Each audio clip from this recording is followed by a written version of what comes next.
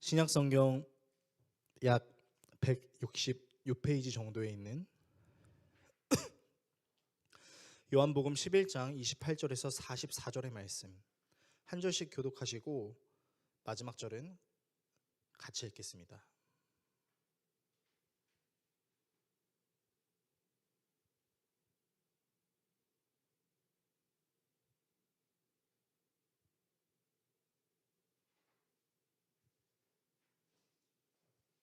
다 찾으신 줄로 알고 하나님 말씀 읽겠습니다. 이 말을 하고 돌아가서 가만히 그 자매 마리아를 불러 말하되 선생님이 오셔서 너를 부르신다 하니 마리아가 이 말을 듣고 급히 일어나 예수께 나아가매 예수는 아직 마을로 들어오지 아니하시고 마르다가 맞이했던 곳에 그대로 계시더라. 마리아와 함께 집에 있어 위로하던 유대인들은 그가 급히 일어나 나가는 것을 보고 곡하러 무덤에 가는 줄로 생각하고 따라가더니 마리아가 예수 계신 곳에 가서 배웁고 그 발 앞에 엎드려 이르되 주께서 여기 계셨더라면 내 오라버니가 죽지 아니하였겠나이다 하더라. 예수께서 그가 우는 것과 또 함께 온 유대인들이 우는 것을 보시고 심령에 비통이 여기시고 불쌍 이르시되 그를 어디 두었느냐 이르되 주여 와서 보옵소서 하니 예수께서 눈물을 흘리시더라. 이에 유대인들이 말하되 보라 그를 얼마나 사랑하셨는가 하며 그중 어떤 이는 말하되 눈을 뜨게 한 이 사람이 그 사람은 죽지 않게 할 수 없었더냐 하더라. 이에 예수께서 다시 속으로 비통히 여기시며 무덤에 가시니 무덤이 굴이라 돌로 막았거늘 예수께서 이르시되 돌을 옮겨 놓으라 하시니 그 죽은 자의 누이 마르다가 이르되 주여 죽은 지가 나흘이 되었음에 벌써 냄새가 나나이다. 예수께서 이르시되 내 말이 내가 믿으면 하나님의 영광을 보리라 하지 아니하였느냐 하시니 돌을 옮겨 놓으니 예수께서 눈을 들어 우러러 보시고 이르시되 아버지여 내 말을 들으신 것을 감사하나이다. 항상 내 말을 들으시는 줄을 내가 알았나이다. 그러나 이 말씀 하옵는 것은 둘러선 무리를 위함이니 곧 아버지께서 나를 보내신 것을 그들로 믿게 하려 함이니이다. 이 말씀을 하시고 큰 소리로 나사로야 나오라 부르시니 같이 읽습니다. 죽은 자가 수족을 배로 동인 채로 나오는데 그 얼굴은 수건에 쌓였더라. 예수께서 이르시되 풀어놓아 다니게 하라 하시니라. 아멘. 오늘 여러분과 함께 예수님의 일생 113번째 시간 중보자 예수님이라는 주제로 하나님 말씀 나누도록 하겠습니다. 전 세계에서 만국 공용어로 사용하고 있는 언어는 아마도 영어일 것이고 우리나라도 어느덧 영어 없이는 대화하는 게 어색하게 느껴질 정도로 영어를 많이 사용하고 있습니다. 여러분이 일상생활에서 얼마나 영어를 많이 쓰시는지 혹시 궁금하시다면 공동체 안에서 영어 없이 대화하는 챌린지를 한번 해보십시오. 그러면 아마 여러분은 1분도 지나지 않아서 대화하는 게 되게 답답하거나 힘들다라는 느낌도 겪을 수 있을 것입니다. 이렇게 자연스레 우리나라에서 영어를 쓰는 모습이 많아지기 시작하면서 영어권에서는 사용하지 않는 영어인 한국식 영어, 다른 말로는 콩글리쉬, 코리안 플러스 잉글리쉬라고 불리는 이 단어들이 등장하기 시작했습니다. 이를테면 화이팅이 있습니다. 우리나라에서 화이팅 이러면은 힘내자, 아자라는 그런 의미죠. 사랑하는 남편에게 아내가 여보 화이팅, 사랑하는 자녀에게 부모님이 사랑하는 우리 아들아 딸아 화이팅, 또 친구에게 화이팅 하는 것처럼 말이죠. 그런데요, 영어권에서 우리나라 사람들이 화이팅 이러면 당황한다는 사실을 혹시 여러분은 알고 계십니까? 아마 그 영어권에서는 이 단어를 그 단어 그대로 싸우는 중이라고 받아들여 혼동이 일어날 수 있다라는 것입니다. 사실 영어권에서는 사람을 영어로 응원할 때는 이렇게 응원한다고 하더라고요. Good luck, you can do it, keep going, let's go, cheer up 이렇게 맞나요, 신수란 집사님? 네, 아마 이렇게 하는 것 같아요. 하지만 우리나라에 있는 영어권 외국인들은 한국인들이 이 파이팅을 영어권식으로 사용하지 않는다는 것에 점차 익숙해지기 시작하면서 자체적으로 해석해서 듣게 되는 것이죠. 그러니까 파이팅이라는 그 단어가 영어권에서 맞지 않은 단어이지만 그냥 그들끼리 그냥 응원하는구나라는 식으로 이해한다라는 것입니다. 이런 콩글리시 문화 같은 그리스도인들에게 이 콩글리시 문화 같은 모습이 그리스도인들에게도 나타날 수 있습니다. 예수님의 가르침에 따라 모든 그리스도인들은 이웃을 사랑하는 마음으로 서로를 위해 기도하는 행위를 가리켜 중보기도라고 말하기도 하죠. 실제로 예배를 위해서 기도하는 공동체를 중보기도팀이라고 말하기도 합니다. 그러나 중보의 의미를 여러분이 좀 깊이 묵상하신다면 성경에서 중보라는 단어가 어떻게 쓰이고 있는지를 여러분들이 찾아보신 적이 있다면 우리가 우리에게 중보기도한다라는 이 표현은 다소 어색할 수 있습니다. 개역개정 성경에서 중보라는 단어는 9번 사용되는데요. 이 단어는 모두 한 존재를 가리키고 있습니다. 대표적인 말씀인 디모데전서 2장 5절을 살펴보면요. 하나님은 한 분이시요 또 하나님과 사람 사이의 중보자도 한 분이시니 곧 사람이신 그리스도 예수라 라는 말씀에서 하나님과 사람 사이의 중보자는 오직 한 분 예수님이라고 표현하고 있는 것처럼 말이죠. 그러면 우리는 성경적인 의미로 다른 사람을 위해서 기도하는 것을 뭐라고 해야 될까라는 고민이 될 것입니다. 그것은 바로 디모데전서 2장 1절에 기록된 말씀. 그러므로 내가 첫째로 권하니 모든 사람을 위하여 간구, 기도, 도구와 감사를 하되 라는 문장을 보면 되는데요. 여기에 등장하는 단어 중에 이 도고라는 단어의 원어의 의미가 바로 타인을 위해서 기도하는 것이라는 의미를 가지고 있습니다. 실제로 많은 신학자들이 공통적으로 내는 연구 결과이기도 한데요. 하지만 한국에서 파이팅이라는 그 콩글리시가 응원으로 고착화된 것처럼 한국 교회 안에서 중보기도라는 단어가 도고기도의 역할을 하고 있는 것이죠. 그래서 저나 여러분이나 좀 확실히 알아야 되는 것이 있습니다. 우리 한국교회가 비록 도고기도를 중보기도 차원으로 사용하고 있긴 하지만 실제로 하나님과 우리를 중보하는 유일한 존재는 예수님이라는 사실을 기억해야 된다는 겁니다. 아마 이 도고라는 말이 여러분들에게 착착 붙진 않을 겁니다. 예를 들면 김현주 집사님이 우리 송지호 집사님께 집사님 제가 집사님을 위해 도고기도 할게요 라고 하면 좀 이상해 보여요. 그렇죠? 써본 적이 없어서 그런 거예요. 중보기도 할게요 이러면 되게 고마운데 도고기도라면 뭐지 뭐 주먹을 먹으라는 건가 뭐 이런 생각이 들 수도 있는데 여러분 사실은 도고기도가 맞다라는 것을 기억해 주시길 바랍니다.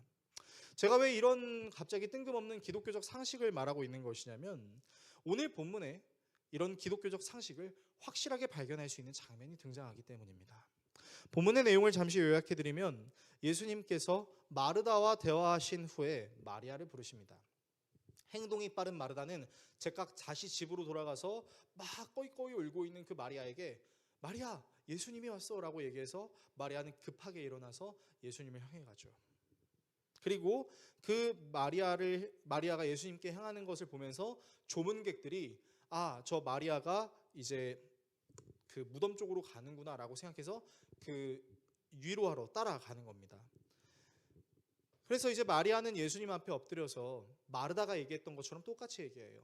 예수님 만약 예수님이 일찍 오셨더라면 우리 오빠는 죽지 않았을 거예요 라고 얘기하는 거죠. 참 마르다랑 똑같은 믿음을 가지고 있습니다.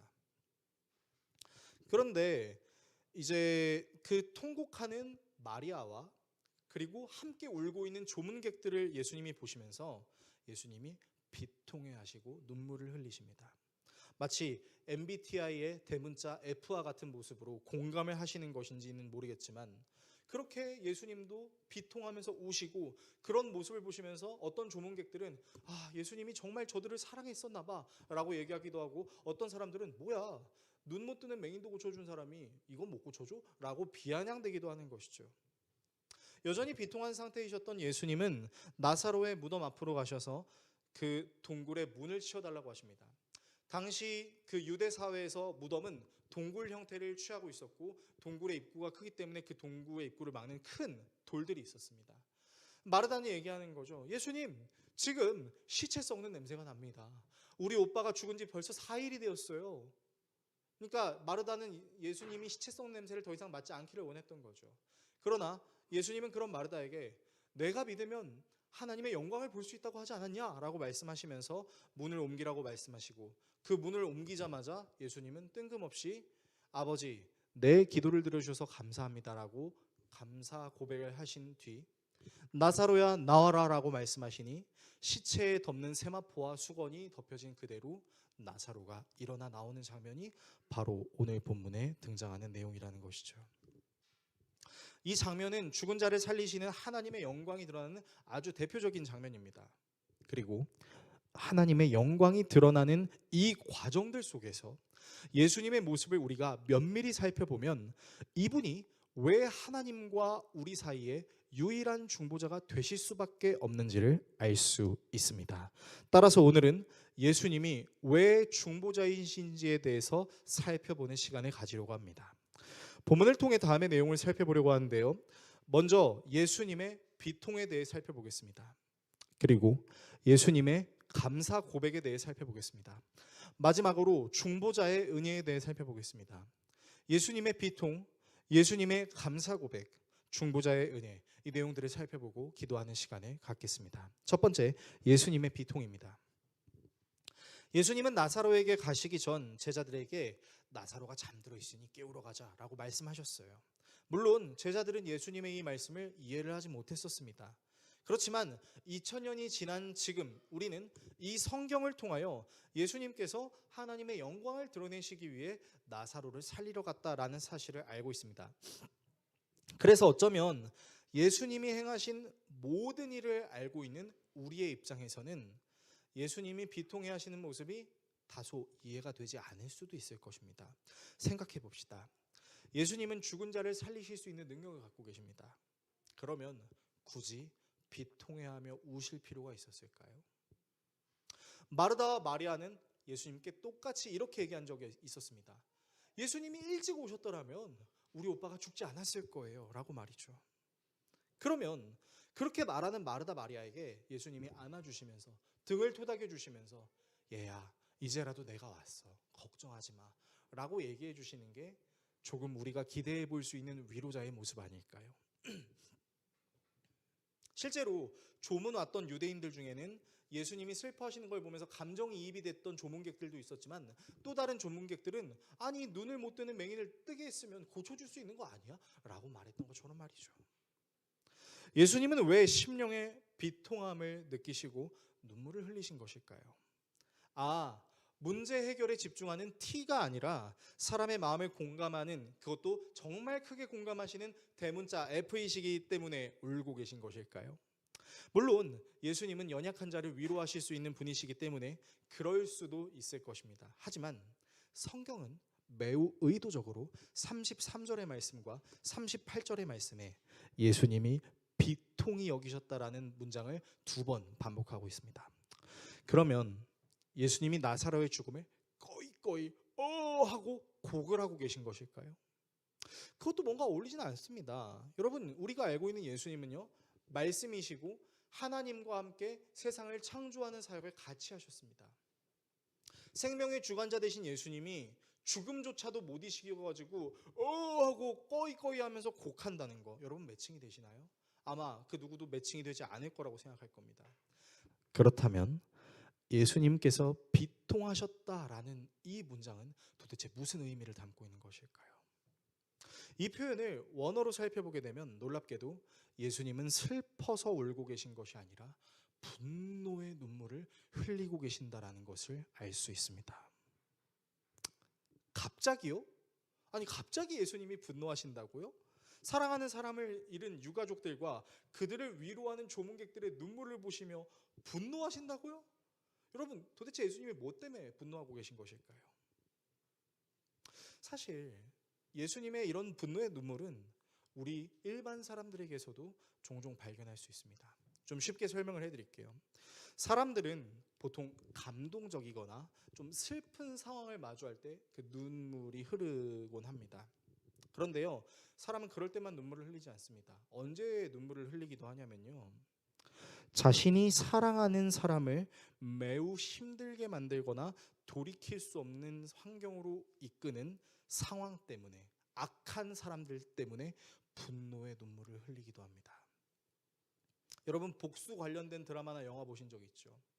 보면은 어떤 괴한에게, 어떤 악인에게 내 가족이, 내 사랑하는 사람이 당해서 죽어가고 있습니다. 그러면 그 사람이 살아나야 한다라는 슬픔의 눈물을 흘리면서도 감히 내 사랑하는 가족을 이렇게 만들어하는 분노의 뜨거운 눈물을 흘리는 장면을 여러분들은 최소한 한 번 이상 보신 적이 있을 겁니다. 그래서 우리는 생각해 볼 필요가 있죠. 그럼 예수님은 무엇 때문에 분노의 눈물을 흘리고 계시냐는 말이죠. 2주 전에 함께 묵상했던 요한복음 11장의 서두에는 예수님이 나사로 가정을 사랑하신다라는 말이 2번 반복돼서 나오고 있다는 것을 우리가 함께 나눴었습니다. 그러니까 예수님과 나사로 가족은 상당히 친밀한 관계였던 거죠. 그런데 예수님이 너무 좋아하고 사랑하는 이 나사로가 알 수 없는 병에 걸려버렸고 죽음을 맞이하게 되었습니다. 그래서 예수님은 분노합니다. 무엇 때문에요? 사랑하는 나사로를 괴롭게 만들고 결국은 이 세상을 떠나게 만들어버린 죽음에 대해 분노하고 계시다는 것입니다.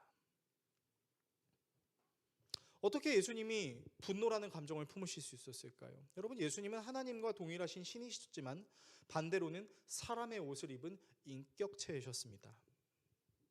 그래서 예수님은 사람들이 가지고 있는 그 동일한 감정을 예수님도 똑같이 느끼셨던 것이죠.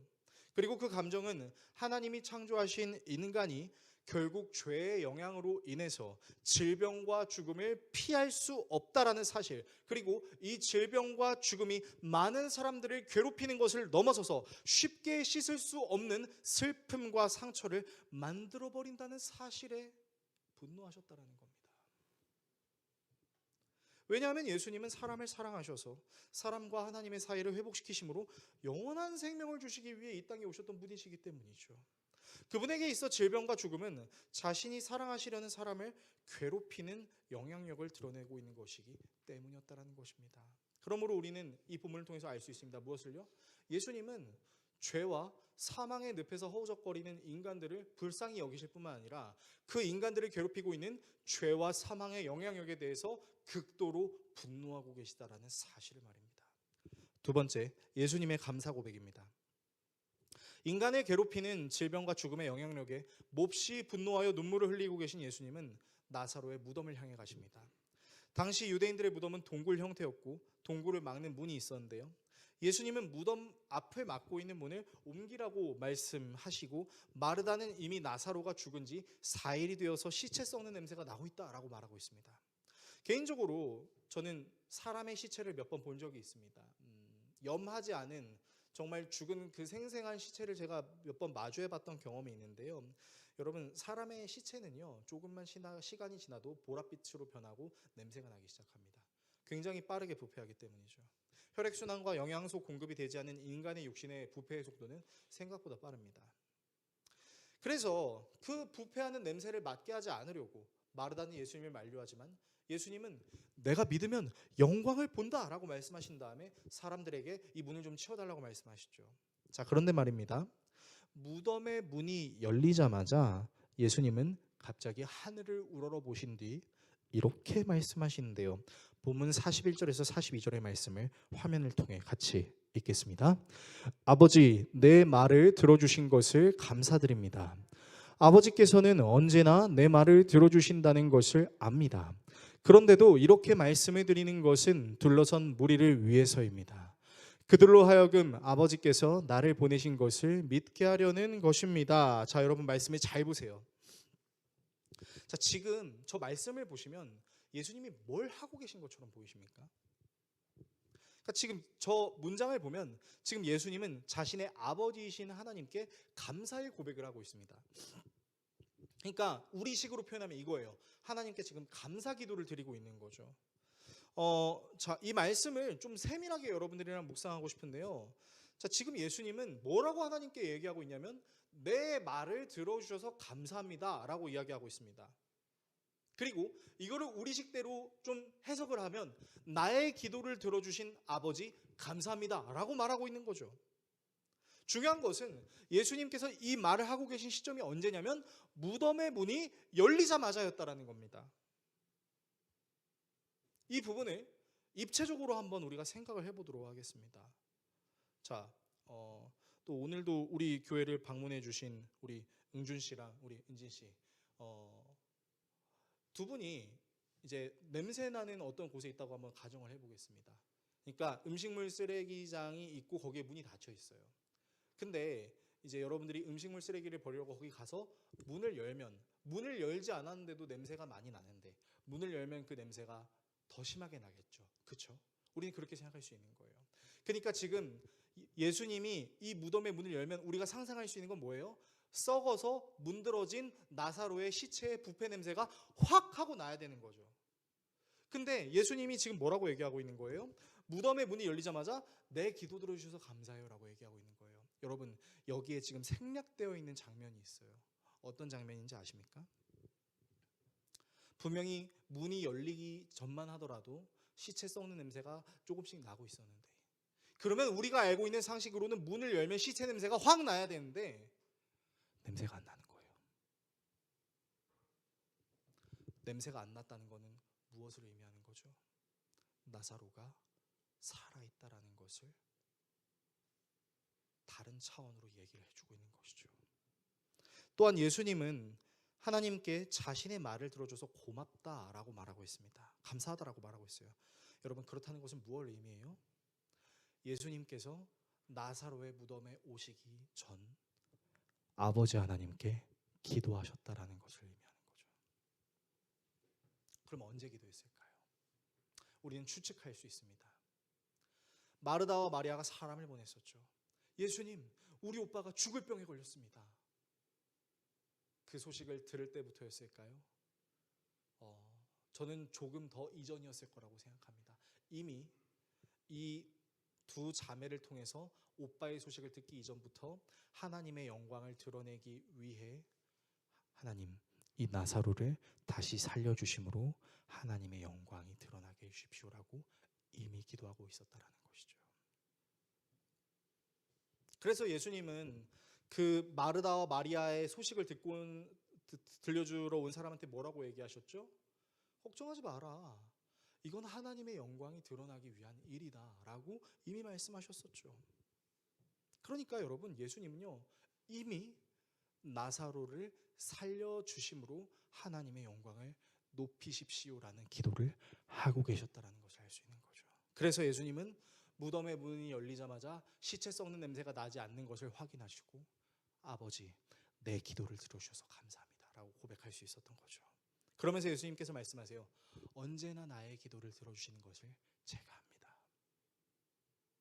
근데 예수님께서 이렇게 말씀하신 이유는 예수님 자신의 기도가 속된 말로 기도빨이 굉장히 좋다라는 것을 사람들에게 드러내려고 하는 것이 아니라 그 자리에 있었던 유가족들과 조문객들과 자신의 제자들 모든 사람들에게 자기 자신이 하나님의 뜻을 위해서 이 땅에 온 존재임을 믿게 하려는 의도가 있었다는 것을 오늘 성경은 우리에게 분명히 이야기하고 있는 것이죠. 정리하면요, 예수님은 나사로의 질병을 들으셨을 때부터, 아니 어쩌면 그 이전부터 아버지 하나님께 기도했습니다. 이 일이 사람들에게 절망과 슬픔을 낳는 일이 되는 것이 아닌 하나님의 영광을 드러내는 일이 될 수 있게 해달라고 예수님이 기도를 하셨죠.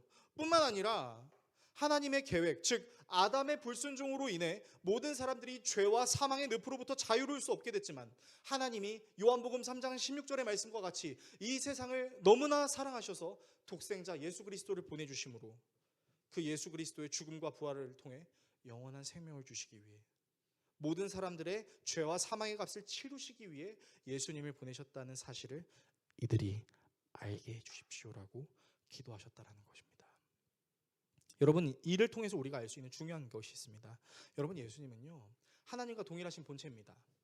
그러면 우리는 예수님이 굳이 하나님께 기도할 필요가 있어라고 생각할 수 있겠죠.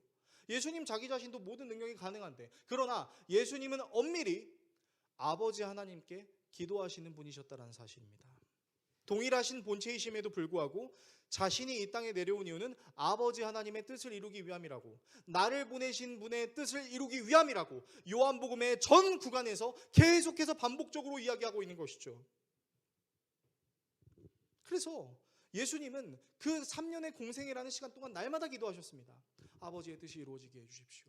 아버지의 뜻이 이루어지게 해주십시오. 아버지의 영광이 드러나게 해주십시오. 모든 인간들의 죄와 사망의 문제를 저를 통해 해결하시는 아버지의 뜻이 드러나게 해주십시오. 그래서 예수님은 자신이 몸소 기도하는 것을 사람들에게 가르치시기도 했습니다. 대표적인 예시가 산상수훈의 말씀들이죠. 산상수훈에 보면 주기도문이 등장합니다. 예수님께서 가르쳐 주시는 그 기도문 앞에 예수님께서는 이렇게 말씀하십니다. 찾으라, 구하라, 찾으라, 문을 두드리라. 이게 바로 기도의 내용인 거죠. 그리고 그것을 예수님께서 몸소 행하고 계셨다라는 것입니다. 그래서 예수님은 나사로의 살아난 모습을 보시고 바로 아버지 하나님께 제 기도를 들어주셔서 감사합니다라고 고백하고 있다라는 것입니다. 세 번째, 중보자의 은혜입니다.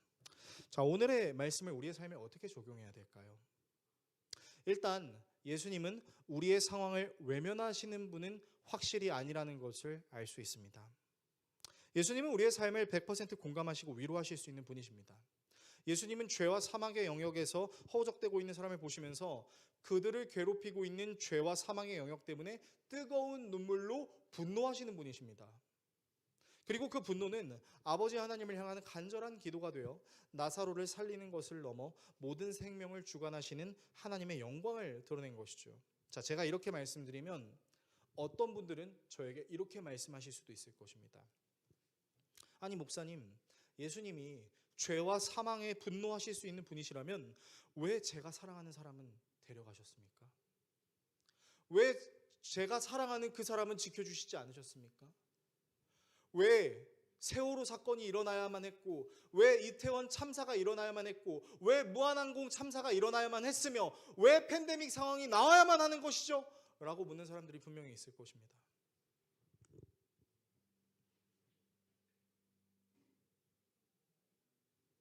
사실 성경은 명백하게 그 문제들에 대한 원인을 우리에게 이야기하고 있지만 납득하고 싶지 않은 인간의 마음도 있습니다. 그래서 저 역시도 하나님의 말씀을 증거하는 사람임과 동시에 저 또한 그런 비슷한 문제를 겪었던 적이 있었기 때문에 사실은 어쩌면 저도 하나님을 알아가고 있는 중에 있다라고 여러분들에게 말씀드릴 수밖에 없을 것 같아요.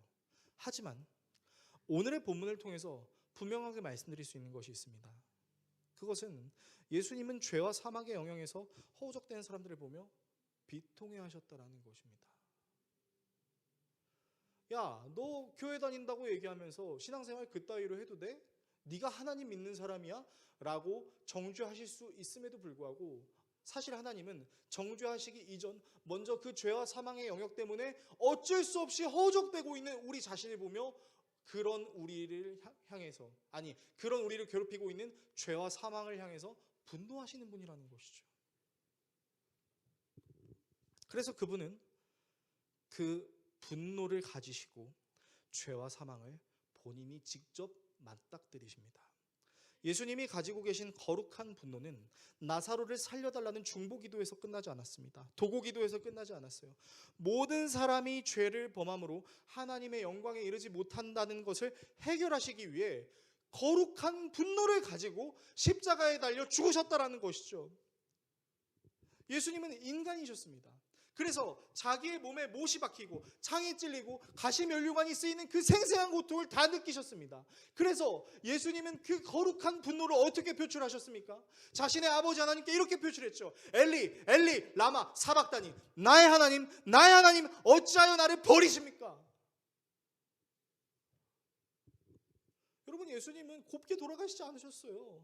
하늘을 향해 절규하셨습니다. 그리고 그 거룩한 분노는 나사로를 살리고 모든 인간을 영생의 길로 인도하는 지름길과 같은 길을 만드시고 자기 자신은 죽어버리는 결과를 낳았죠. 그러나 예수님은 죽으신 후 3일 만에 부활하셨습니다. 마르다에게 말씀하셨던 나는 부활이요 생명이니 라는 그 말씀을 직접 이루시게 된 것이죠. 예수님 자신이 하나님과 사람 사이에 유일한 중보자라는 사실을 죄와 사망에 대한 죽음과 부활로 완전히 이루어내신 것이죠. 여러분, 그래서요 예수님은 제자들을 향해서 야 너희들이 하나님께로 가는 길은 여러 가지 길이 있어라고 말씀하신 적이 없었습니다. 우리 교회의 이름과 같이 예수님은 자기 자신을 가리켜 나, 오직 유일한 내가 길이고 진리고 생명이야 라고 말씀하시면서 자신의 이름으로 하나님께 기도하라고 가르치셨습니다. 이를 통해 우리가 알 수 있는 것은 우리가 예수님의 이름으로 기도할 수밖에 없는 이유는 우리의 기도가 하나님께 직통으로 전달되는 퀵 서비스가 아니라 우리의 기도를 예수님께서 자신의 이름으로 하나님께 아뢰신다라는 것을 알게 하기 위함이라는 것이죠. 여러분, 우리는 자꾸 착각할 때가 있습니다. 어떤 착각을 하냐면요, 예수님의 사역을요 십자가와 부활로 그냥 퉁쳐버리는 것입니다. 예수님은 지금 사역 안 하신다라고 생각하는 경우가 있습니다. 정말로 그럴까요? 그렇지 않습니다. 성경은 명확하게 예수님이 지금도 우리를 위해서 무엇을 하고 계신지를 드러내고 있습니다. 성경은 이렇게 얘기하고 있어요. 말씀을 보시면요, 그리스도 예수는 죽으셨지만 오히려 살아나셔서 하나님의 오른쪽에 계시며 우리를 위하여 대신 간구하여 주십니다. 여러분, 예수님은 지금도 우리를 위해서 기도하고 계십니다. 예수님만 기도하실까요? 아닙니다. 예수님이 우리를 위하여 보내주신 이 지상 사역을 마치시고 우리를 위하여 기도하실 수 있는 성령 하나님을 보내주시면서 말씀하셨죠. 성령께서도 우리의 약함을 도와주십니다. 우리는 어떻게 기도해야 할지 알지 못하지만, 무슨 말이에요? 우리는 극도로 슬픈 환경, 극도로 힘든 환경을 만나면 하나님 원망합니다. 그렇지 않습니까? 하나님 나를 사랑하신다면서요. 이게 말이에요? 어떻게 나한테 이런 환경을 허락하죠? 하나님, 저는 지금까지 제가 하나님을 믿어왔던 모든 시간들을 부정당하는 느낌을 받습니다. 이런 제가 어떻게 기도를 할 수 있죠? 라고 절규할 수 있는 그런 사람들을 위하여 성령께서 이루 말할 수 없는 탄식으로 우리를 대신하여 간구한다라고 이야기하고 있습니다. 여러분, 이게 무슨 말인지 아세요? 심지어 예수님은 지금도 우리를 위해서 기도해 주실 뿐만 아니라 우리가 우리 스스로 기도할 수 없는 상황과 환경을 맞닥뜨렸을 때 그런 우리가 기도의 끈을 놓지 않을 수 있도록 우리 안에 계신 성령이 우리를 대신하여 하나님께 기도하고 있다는 것을 말하고 있는 것이죠. 여러분, 이 예수님을 믿는 믿음이 우리에게 있다면 우리는 당장 내가 겪고 있는 슬픔과 아픔과 절망이 있다 할지라도, 그것이 속히 해결되지 못한다 할지라도 그것 자체만으로는 하나님이 우리를 사랑하시지 않는 이유가 될 수 없다는 것을 알 수 있습니다. 그래서 코로나와 같은, 또 참사와 같은 정말 형언할 수 없는 그 죽음의 사건들이 일어났을 때 많은 사건들이 주님을 떠나는 것처럼 보였지만 오히려 그 시간, 그 누구도 그들을 위로할 수 없을 그때에 말할 수 없는 탄식으로 위로하시는 성령, 지금도 하늘 보좌 우편에서 끊임없이 우리의 마음과 생각을 움켜쥐고 기도하고 계시는 예수님 때문에 제가 괜찮습니다라고 감히 말할 수 있는 믿음의 사람들도 상당히 많이 나타났다는 것을 우리는 알 수 있는 것이죠. 여러분, 이 하나님을 우리가 알잖아요. 그러면 우리는 이걸 알 수 있어요. 뭐냐면 하나님은 진짜 우리에게 민감하게 반응하시는구나라는 걸 알 수 있습니다. 우리가 찬양으로 고백하는 찬양 있잖아요. 어두움에 밝은 빛을 비춰내시고 너의 작은 신음에도 응답하는.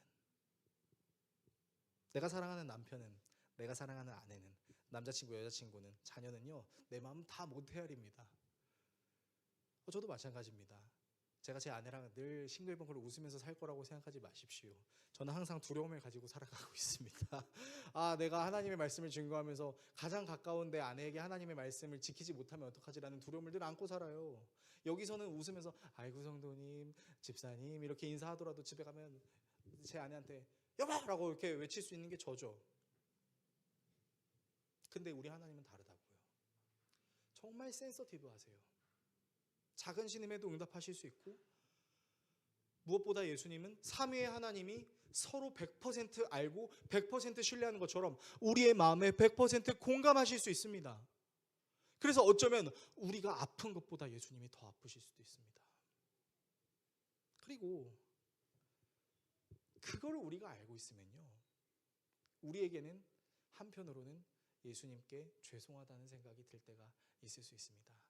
언제요? 예수님은 이렇게 민감하게 나에게 반응해 주시는데 나는 오늘도 예수님이 내 마음의 문을 두들겼는데 반응 안 했네. 피곤하다는 이유로, 회사 일이 힘들다는 이유로, 집안에서 쉬지 못한다는 이유로, 각박한 삶을 살고 있고 통장에 잔고가 없어서 힘들다는 이유로 내 안부를 궁금해하시고 내 생각을 직접 내 말로 표현하기를 기다리고 계신 그 예수님께 조금은 죄송할 수 있는 감정을 느낄 수 있겠죠. 그리고 그것이 우리의 마음속에 계속 있으면, 성령께서 그 마음을 우리에게 계속 부어주시면 우리는 생각하게 됩니다. 무엇을요? 이 신앙생활을 이 세상에서 함에 있어서 참 힘들고 어려울 때, 그럼에도 불구하고 예수님이라면 어떻게 하실까? 예수님이라면 내가 있는 이 상황에서 나에게 뭐라고 말씀하셨을까? 그것을 생각하죠. 그리고 그것이 우리 또한 예수님을 민감하게 반응하는 태도가 될 수 있겠죠. 또한 내가 얼마나 많은 기도의 양을 쌓았는지, 얼마나 많은 신앙의 시간을 가졌는지, 얼마나 많은 헌금을 교회에 해왔는지를 셈하면서 하나님과 거래하려고 하기보다는 나로 하여금 기도의 끈을 놓치지 않게 하시는 하나님께 의지적으로 감사하며 기도의 자리를 놓치지 않게 되는 것이죠. 나의 기도를 예수님께서 들으시고 하나님께 전달하신다라는 그 믿음을 우리가 갖고 있을 때, 예수님의 이름으로 우리가 기도할 때 하나님이 듣고 계신다라는 믿음이 있을 때, 우리는 중보자 예수 그리스도의 은혜를 통해 하나님과 더욱 가까워지는 은혜를 누릴 수 있다는 것입니다. 그리고 그 은혜가 우리에게 어떻게 일어나냐면, 죽은 나사로를 향해 일어나라 라고 예수님이 말씀하셨던 것처럼, 마치 죽은 사람과 같이 아무런 변화가 없었던, 교회를 다닌다고 이야기하면서 내가 예수를 믿는다고 그렇게 주구장창 얘기하면서 정작 월화수목 금의 삶이 주일 교회에서의 삶과 전혀 다르지 않은 그런 상황 속에서 맨날 매너리즘에 빠진 사람처럼 그렇게 마주하고 있는, 죽어 있는 것과 같은 나 자신에게 일상의 변화를 선포하시는 예수님의 말씀으로 적용될 수 있다라는 것입니다. 설교를 정리하겠습니다. 사랑하는 성도 여러분, 예수님의 사역은 아직 끝나지 않았습니다. 그분은 지금도 우리를 위하여 기도하고 계시고, 우리가 기도할 수 없는 연약함마저도 그분의 자비하심으로 기도할 수 있도록 도우십니다. 그리고 예수님께서 이 세상에 재림하시는 그날, 우리는 완전한 하나님 나라 안에서 하나님과 호흡하게 되겠죠. 그때는 두 손 모으고 눈 감고 기도해야 되는 게 아니라 내 옆에 계신 하나님, 내 마음속에 계신 하나님, 저 사람과 함께하는 그 하나님을 우리가 생생하게 느끼게 되겠죠. 누군가 나를 위해 기도하고 있다는 사실은 위로가 됩니다. 내 손을 잡아주고 나와 함께 울어주고 웃는 사람을 보면 위로가 되기도 합니다. 그러나 그 위로는 사실은 유통기한이 있는 위로 같습니다. 하지만 우리의 믿음이 세워질 수 있도록 지금도 우리를 위하여 기도하고 계신 예수님이 있다는 사실을 우리가 믿게 될 때, 여러분, 그때는요, 유통기한이 있는 위로, 세상이 줄 수 있는 위로를 넘어서서 오직 하나님만이 우리에게 주시는 위로가 무엇인지를 경험할 수 있게 될 것입니다. 또한 예수님의 기도가 죽은 나사로를 일으켜 세우시는 하나님의 은혜로 적용이 되었던 것처럼, 하나님의 기적이 굉장히 희미해 보이는 이 세상 속에서 여러분을 위해 기도하시는 그 예수님의 은혜가 때로는 답이 없어 보이는 이 세상 속에서 진정한 답이 되는 기적으로 다가오는 은혜도 있기를 소망합니다. 그래서 여러분, 우리를 위해서 기도하시는 그 예수님께 좀 민감해져 봅시다. 그분께 민감하면 민감할수록 하나님께서 우리에게 행하셨던, 그리고 행하시는, 그리고 행하실 모든 일들을 볼 수 있게 될 것입니다. 우리의 믿음을 성장하게 하시는 중보자 예수님께 나아가는 저와 여러분 모두가 될 수 있기를 예수 그리스도의 이름으로 축원합니다. 기도하겠습니다.